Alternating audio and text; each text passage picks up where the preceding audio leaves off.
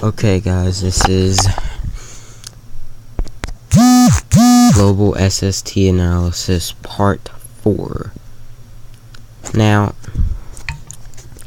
there isn't any very major difference in the Pacific at all, but except for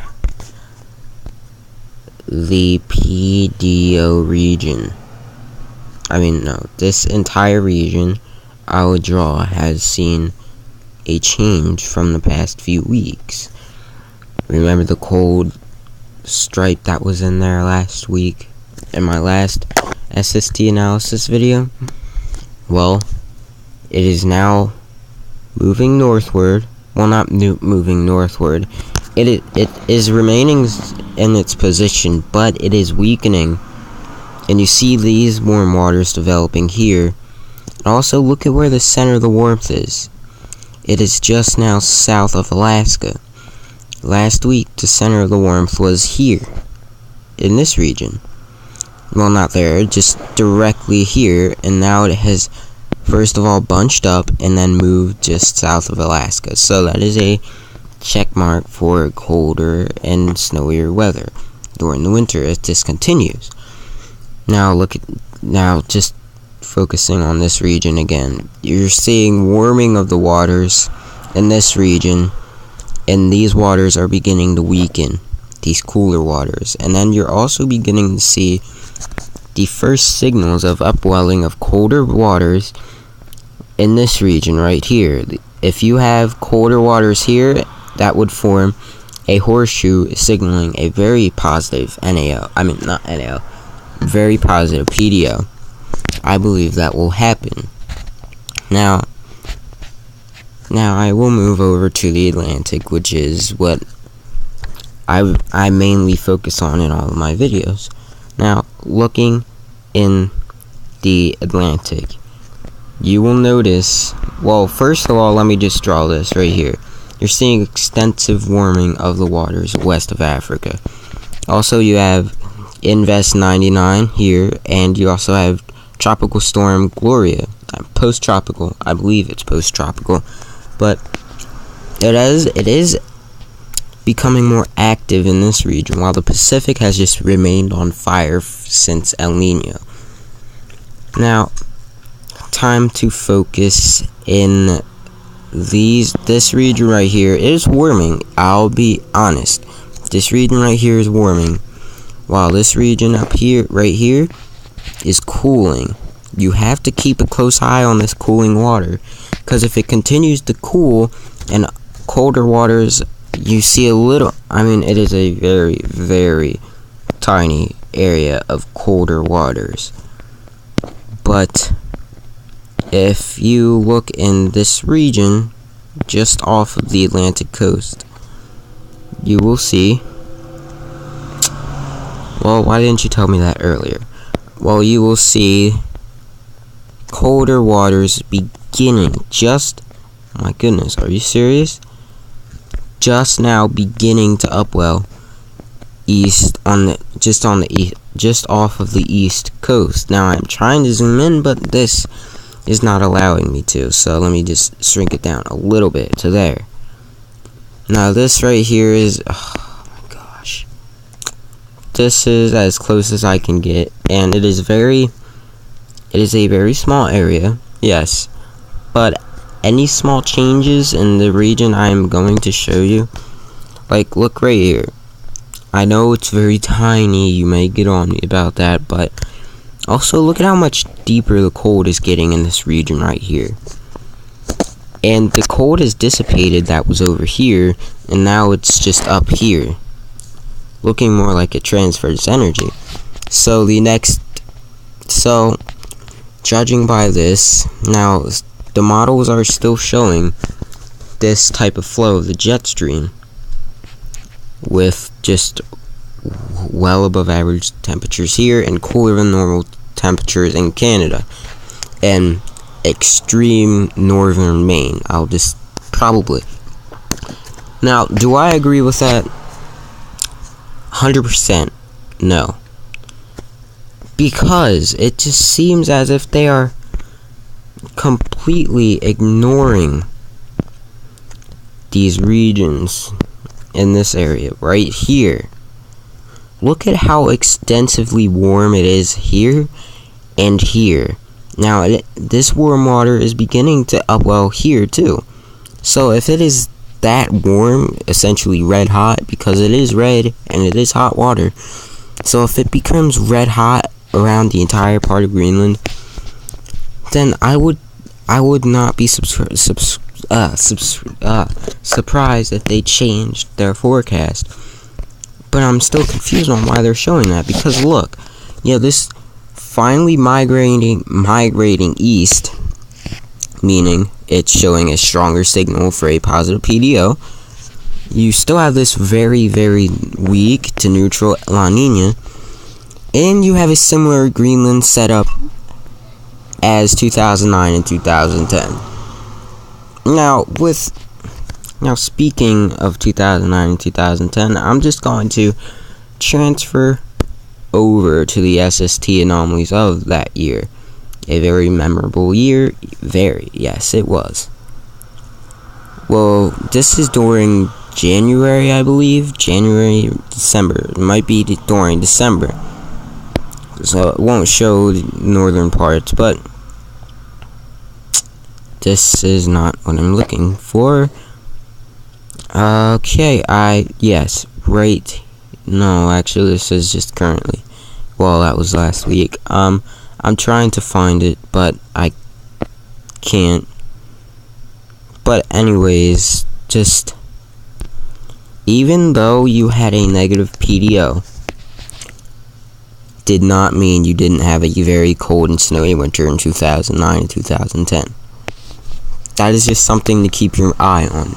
Will having a positive PDO affect the winter? Yes, it will. It will promote troughing in the east and ridges in the west. It will promote that. But even with a negative PDO, if you have this kind of setup in the Atlantic Ocean, you will not have to worry about the negative PDO when you have this. Now, no one I know does this right here. I mean, focuses on this region, but I do. Because if it is cooler than normal in that region, that will signal it is cooler than normal in this region right here. And actually, as a matter of fact, I have never heard anyone thinking of this region right here, but only the Atlantic region.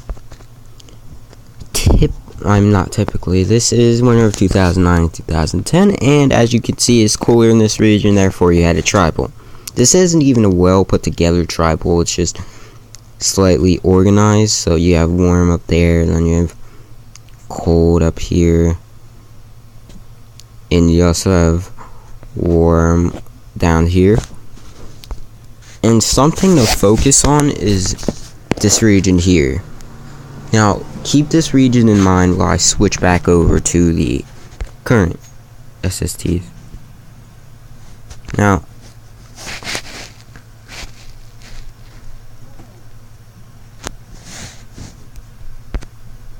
these are the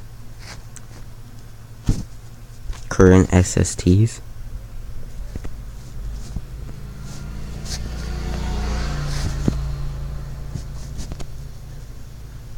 And look, it is warmer than it was in 2009 and 2010 in this region. Also in this region. Also in this region. Now, there has been a high pressure ridge over here causing the jet stream just to go north of all the areas that are used to cool temperatures. Do I think this ridge will begin moving as this cold water is beginning to build? Yes, I do. I 100% do. Will it be soon? Yeah, I actually think it will be soon. People are predicting a warmer than normal fall. I'm not with that. I'm thinking it will be cooler than normal. slightly cooler than normal. Not well below average, but slightly cooler than normal. Now, looking in this region, you do see it beginning to warm, but you also see this region beginning to cool. Now, just so someone was saying that I have overshot my snowfall for the eastern United States, the Northeast. A matter of fact, do I agree with what they said? 100%. I completely agree with what they said. I did overshoot the snowfall in the Northeast. I was just a little bit excited about the current setup. So just for a quick one, so you know how I had extremely above normal snowfall in these regions right here, but I also had well above average snowfall for these regions right here.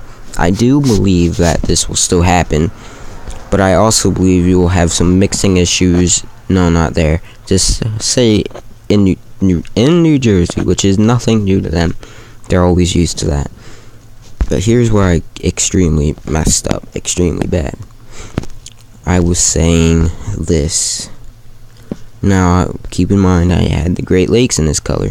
I also had the north and west suburbs of the I-90 of Philadelphia and north of Washington in extremely above normal snowfall. Will I change this? Yes, I will. Extremely above normal snowfall is just too much. I'll just put it in. I mean, do I believe you'll have some spots? Yes, and I did overshoot it, but I'm still agreeing that, but I'm changing the way the band was set up. I set it up this way. Meanwhile, you still have this way mainly in well above average. It doesn't make sense. Do I believe you will have nor'easters becoming cutoff lows due to Greenland blocking? Yes, I 100% do. But I'm predicting that you will have Alberta Clippers. You will. Alberta Clippers will keep delivering constant rounds of snow. They don't bring that much snow, but they will sometimes bring snow squalls with them, causing 1 inch an hour snowfall, 1 to 2 inch an hour snowfall rates for a brief period of time. Now, so instead of having it this way, I'm putting it this way, well, extremely above average snowfall for the Appalachian Mountains, and extremely above average snowfall for this region right here, north and west. I know this is sloppy, I'm really shaky right now, but north and west of Philly still, but it's also north of Philly and into New Jersey, where at the same time, I'm believing you'll have mixing issues for New York, and I mean for Long Island, and for these regions right here, because I do think a tripod will form, but sometimes I think the low will just track too close, throwing in some warmer air, because the flow around these nor'easters or major snowstorms, what I think is a high possibility this winter, is this way. It flows this way. So if the low is too close, say you have an Alberta Clipper tracking here, going down the eastern seaboard, yeah, that would be just a perfect setup for snow if you have established cold air for these regions,